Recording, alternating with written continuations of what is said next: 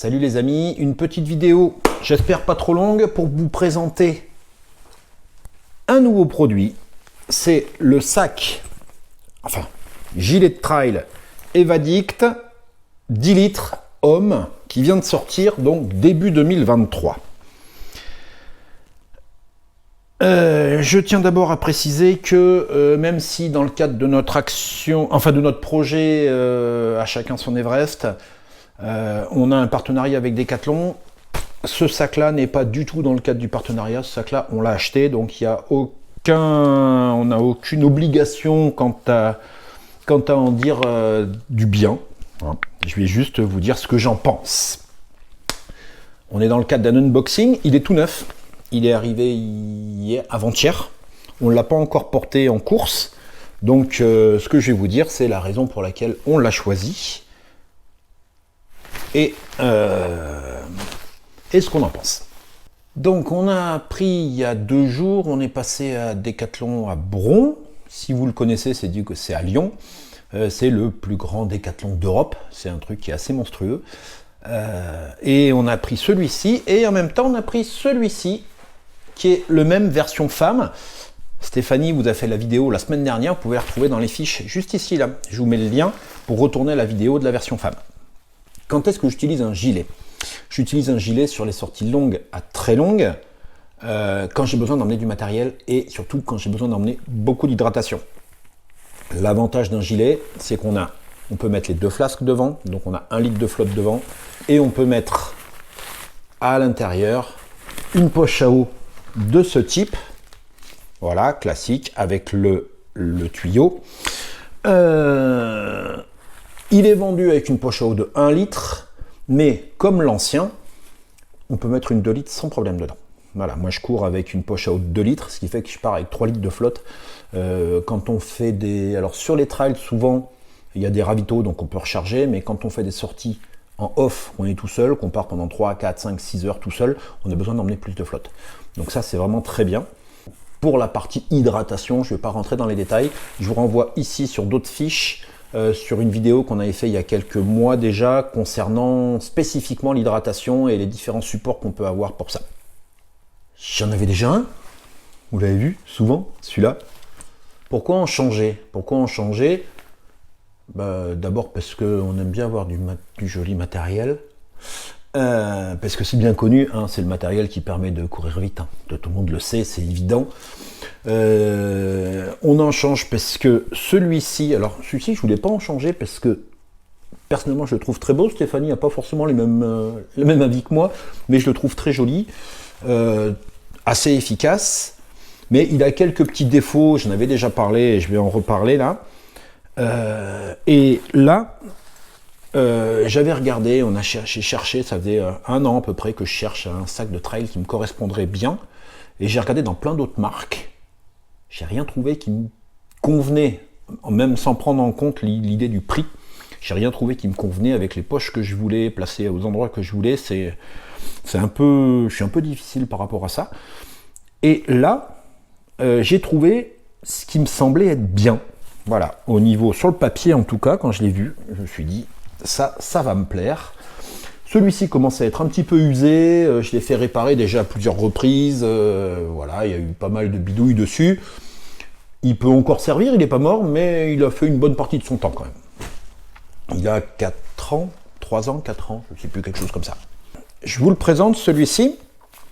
Donc, c'est le nouveau, sorti en 2023. Hop, ça me gêne. Plein de poches, comme le précédent. Donc, je vais l'enfiler, ça va être plus simple. Hop.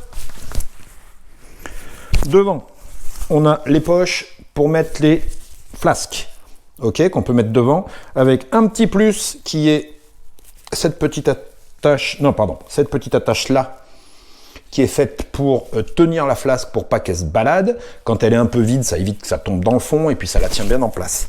Ça c'est nickel, c'est un petit plus, c'est quelque chose qu'il n'y avait pas. Une grande poche en plus ici. Ici on a une poche zippée et qui semble être étanche, très certainement pour mettre le téléphone. Ça évite que le téléphone prenne l'eau quand on prend de la flotte. Pas vrai Stéphanie, ça lui a coûté Si vous remontez un petit peu sur le trail du lac de Paladru, ça lui a coûté un téléphone quand même, cette plaisanterie. Ensuite, pas mal de poches ici sur le côté, des poches encore ici, là pour mettre tout le rechargement en bouffe ou en petit matériel. Je verrai moi techniquement où est-ce que je fixe la GoPro pour aller courir, parce que vous vous souvenez dans l'autre, je la mets, non vous vous souvenez pas forcément, mais je la coinçais là quand je courais et que je l'utilisais pas, mais vous ne pouviez pas le voir parce que quand les images que vous avez pu voir, c'est quand j'ai la GoPro dans les mains, donc elle n'est pas rangée, mais sur l'ancien, je fixais la GoPro ici, je la coinçais dans le bord du sac qui passe sous le bras.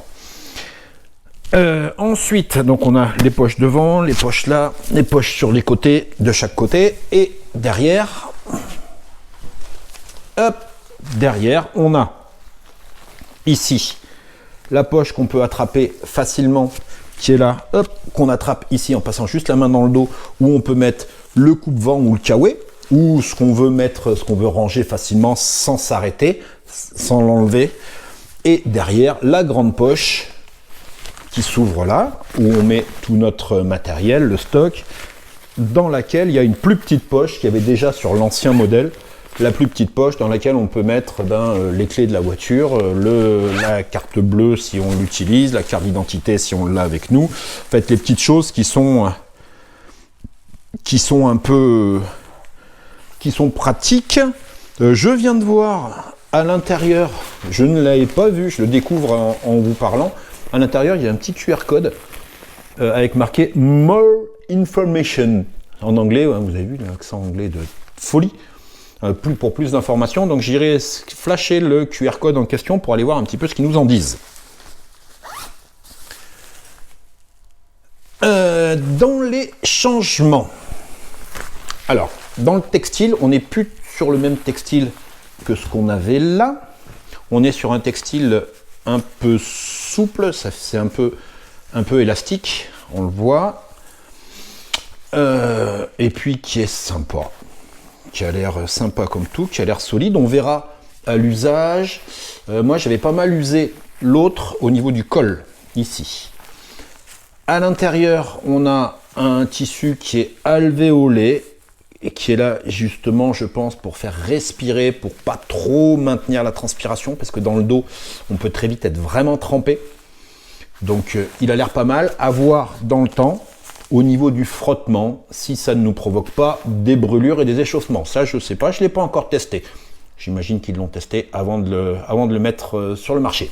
Par rapport à l'ancien, parce que ça n'existait pas à l'époque, sur celui-là, il y a les fixations de carquois. Alors vous avez vu sur les courses, c'était j'ai mis un carquois à partir de la VVX l'année dernière.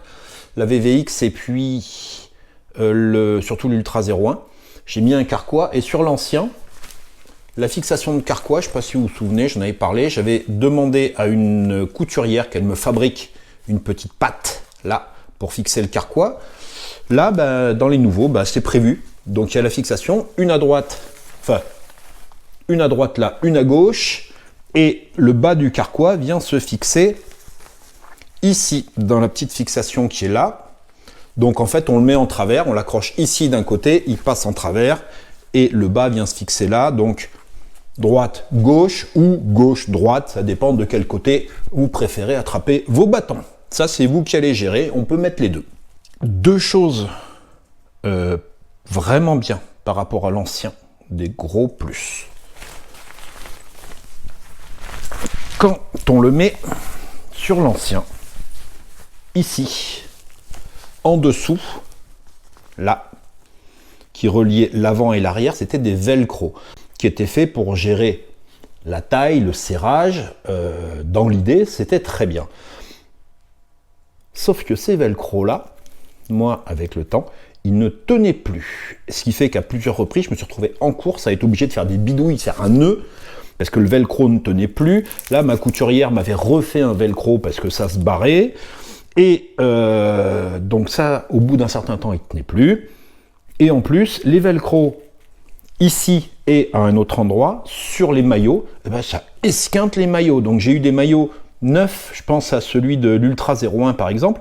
On avait le maillot neuf au début de la course, On fait la course, et à la fin de la course, ben, le maillot était tout abîmé, parce que ça avait accroché les velcro ici, et ça avait accroché les velcro ici, au niveau des fixations devant. Les petits... Il y avait des velcro qui étaient utilisés pour bloquer l'excédent de lanière, sauf que ces velcro là, eh ben, ils ont tout abîmé, plein de maillots devant, et c'était l'un des gros points noirs de ce sac, c'était qu'il avait tendance par endroits à esquinter les maillots. Sur celui-ci, ils ont réglé le problème. Là, il n'y a plus de velcro, donc vous allez me dire on ne peut pas régler, mais si, parce que ici, hop, on a un petit élastique qui est ici, qui permet, je ne vais même pas me le foutre des coups d'élastique dans les doigts, qui permet, une fois qu'on a chargé notre sac, qu'on l'a mis en place, de serrer plus ou moins pour venir plaquer le sac pour pas qu'il bouge quand on court. Ça, c'est génial. Et puis devant, le système de clip, il n'est plus avec des velcro, mais il est avec un petit caoutchouc, un petit joint torique en caoutchouc, qui fait que le velcro n'accrochera plus. Hop, quand on vient de prendre là, il n'y aura plus de velcro. Vas-y, fais-toi greffer des mains, Pierre. Il n'y aura plus de velcro qui vont venir abîmer nos maillots. Mais c'est un petit élastique qui tient ça. Donc, bravo l'équipe de D4 d'avoir corrigé ces deux problèmes qui étaient pour moi les problèmes majeurs de ce sac. Une autre nouveauté, c'est que dans l'ancien sac, que ce soit pour les hommes ou les femmes d'ailleurs, enfin c'était d'ailleurs dans l'ancien sac, il n'y avait pas de sac homme ou sac femme. Il y avait un type de gilet, c'était le même pour tout le monde. Là, ils ont fait le sac femme, qui a une coupe très spécifique pour les femmes. Je ne vais pas en parler, je vous laisse retourner voir la vidéo de Stéphanie qui en parle. Donc ça, c'est la forme homme. Ah bah tiens, je vais en parler juste après de ça, là. Hop, je l'ai enlevé, je n'ai pas fait exprès. Au niveau des tailles, il y avait deux tailles sur l'ancien, et sur le nouveau, ils en ont fait 3. Petit, moyen et grand. Alors moi c'est le grand, parce que vous avez vu que je suis un peu volumineux, on va utiliser ce terme-là, vous allez être gentil. Volumineux, c'est gentil, c'est mignon. Fixation de bâton. Alors, on n'en a pas parlé, mais les bâtons, vous pouvez les fixer avec ce qu'il y a en haut ou derrière. Mais pour avoir essayé de fixer des bâtons là-dessus avec les élastiques, je peux vous garantir que pour pas grand chose de plus, si vous avez des bâtons, le Carquois, ça vaut vraiment le coup. Les couleurs. Celui-ci, il existe en 2 couleurs. Soit celui-là, le bleu et orange, qui est assorti au dernier modèle, entre autres au XT7. Ils ont sorti une paire de XT7 qui est exactement dans ces couleurs, dans ces coloris-là, donc c'est pour assortir. Et il y en a un deuxième, le même, qui est sorti en noir. Voilà. S'il y a un truc le petit truc qui me plaît moyen, mais c'est vraiment une question de goût et absolument pas de qualité, c'est la couleur. Je l'ai pris en bleu parce que c'est un petit peu plus péchu, mais c'est comme je vous ai dit au début, c'est vraiment mes goûts. J'avais une préférence pour ce genre de choses. Stéphanie me dit ouais, c'est un peu has-been, ça c'est passé. Ben, moi j'aimais bien, voilà, j'ai une préférence pour ça par rapport à ça, mais il n'est pas moche, mais j'avais une petite préférence pour l'autre quand même. Alors, pour le charger en hydratation, donc je vous ai dit, il y a donc les 2 poches devant pour mettre les flasques. On est sur de la flasque de 500 ml, les grandes. Donc on a les 2 poches devant. Et on a la grande poche derrière pour mettre la poche à eau. Et comme sur l'autre, ce qui est très bien, c'est que en haut, il y a un petit crochet qui permet que votre poche à eau, quand elle va commencer à se vider, quand vous allez boire, elle ne va pas tomber en boule au fond. Elle va rester verticale. La flotte restera en bas, ça c'est logique, ça s'appelle la gravité. Mais le haut de la poche ne va pas tomber dans le fond grâce à cette petite attache. Ça, c'est très bien. Il y avait déjà sur l'ancien. Donc, ce que je n'ai pas encore testé, je testerai sur le terrain pour savoir, c'est si dans ce gilet-là, on peut mettre ces flasques-là. Alors, ce sont d'autres flasques qu'on a achetées, ce ne sont pas les flasques Decathlon, et qui ont 2 avantages. Le premier, c'est qu'elles font 600 ml et pas 500. C'est un petit plus quand on est sur de la course longue, c'est pas négligeable. Et la deuxième, c'est ce tuyau. Alors, je sais que Stéphanie n'aime pas du tout ce tuyau parce que ça vient la gêner. Ben là, je veux voir avec ce sac-là ce que ça donne. Si d'abord, on peut les mettre correctement, parce que sur l'ancien sac Decathlon, c'est un peu compliqué de mettre le 600 ml, il était taillé pour le 500. Donc là, je vais voir, je vais tester. Et je vais voir par rapport à la hauteur si ça nous gêne toujours ou pas. Parce que moi j'aime bien ce système-là là, avec la rallonge pour boire. Ça arrive juste au niveau de la bouche et c'est quand même super pratique. Donc voilà, on arrive au bout de cette présentation qui est une présentation sur papier. Hein, on ne l'a pas testé comme je vous ai dit au début de la vidéo. Il est tout neuf. Ce que je vous propose, je me fais quelques courses avec. Stéphanie fait quelques courses avec le sien. Et on vous retrouve cet été ou à l'automne pour vous faire un retour sur ces sacs au bout de quelques mois d'utilisation et quelques courses. Dans celles qui sont prévues, il y a le défi d'à chacun son Everest. Hein. On a le 80 km de la VVX et le 65 km de l'Ultra 01. Et peut-être d'autres. Je vais peut-être faire une vidéo pour vous parler d'une rencontre qu'on a en tête. Allez, je balance. Une rencontre qu'on aurait en tête au mois de septembre, pour ceux qui le veulent, pour les abonnés qui le veulent. On devrait participer au mois de septembre à la course qu'on avait faite l'année dernière, qui est le Trail des Rives de l'Indre, qui est en plein centre de la France. Donc on s'est dit que pour regrouper du monde, le plein centre, c'est ce qui semble plus facile pour tout le monde. Voilà. On en reparlera, je ferai une petite vidéo là-dessus.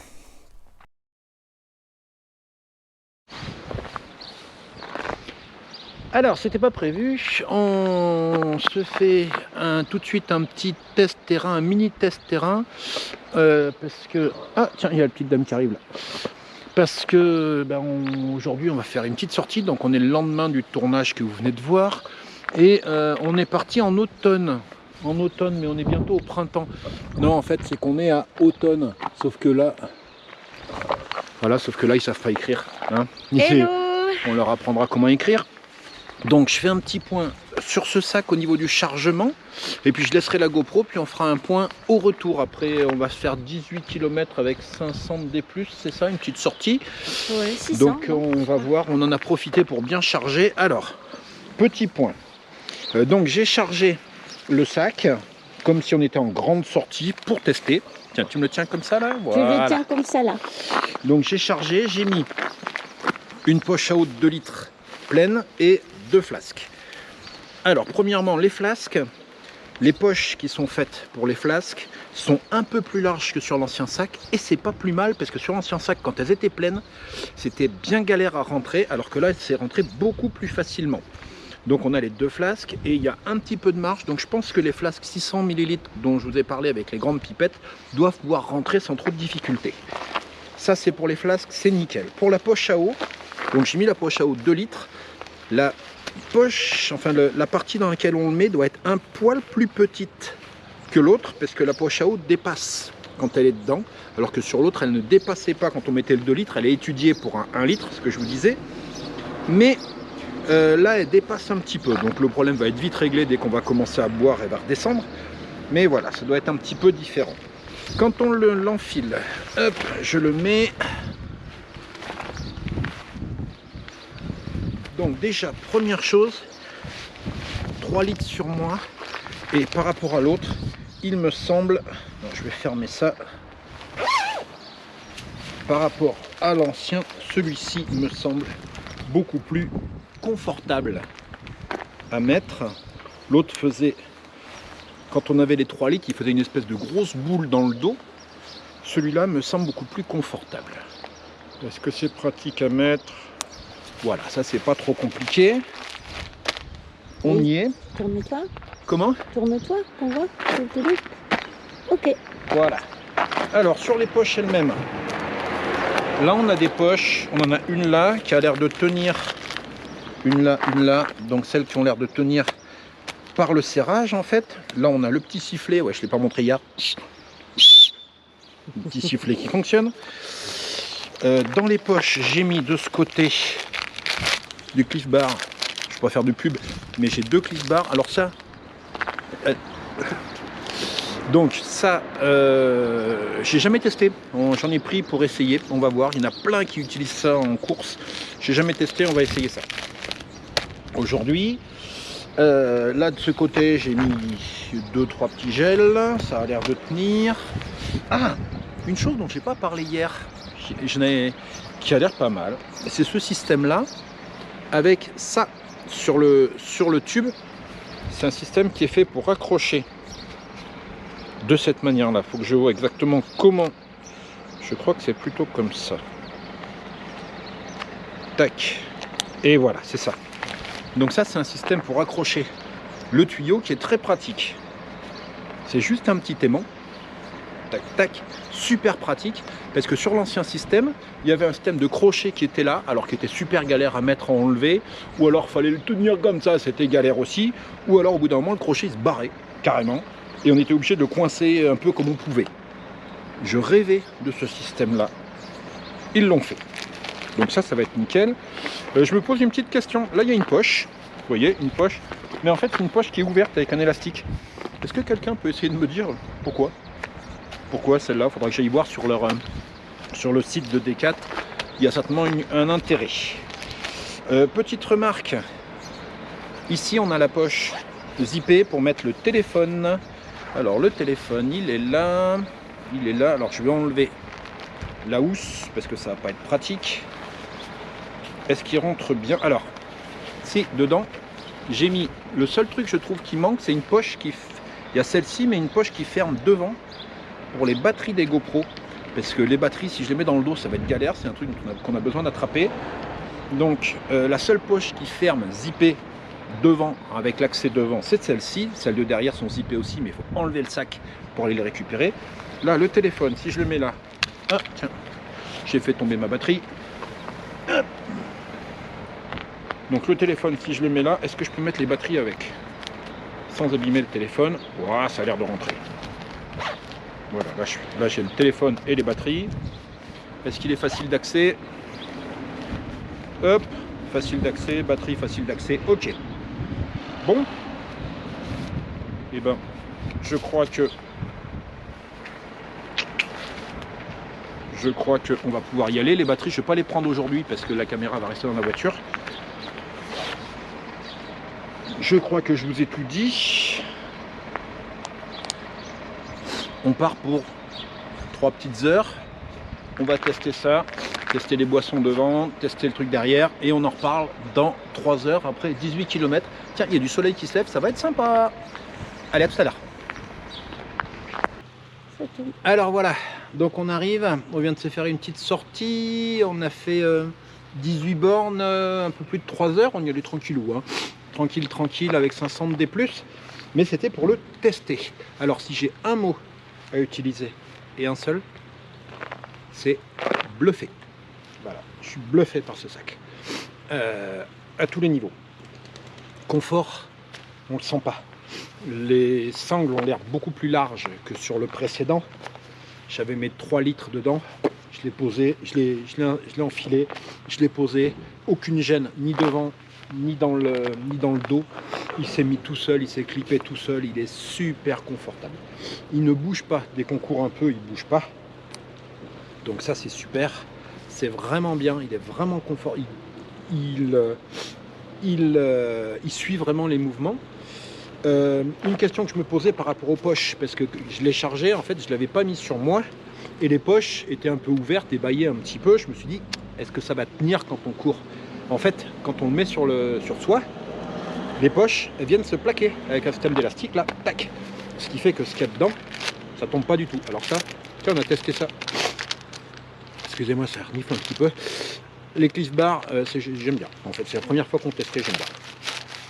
Donc ces poches là en fait elles tiennent super bien. Devant les flasques, alors je ne les ai pas utilisées parce qu'on est parti pas très longtemps, donc c'était juste pour le charger, le voir en situation. Les flasques elles n'ont pas bougé, la poche à eau je ne l'ai pas senti du tout, donc il a l'air super bien. Et le gros plus, tu aurais pu remonter le côté flasque, le côté bleu là de celui-là, regarde. Le bas bleu, tu peux le passer par-dessus, voilà. Hop, ah bah oui, ouais. Bah oui, il se met par Esthétiquement, c'est plus jaune. D'accord. Et le gros plus, le truc absolument magique, c'est ça. Ça.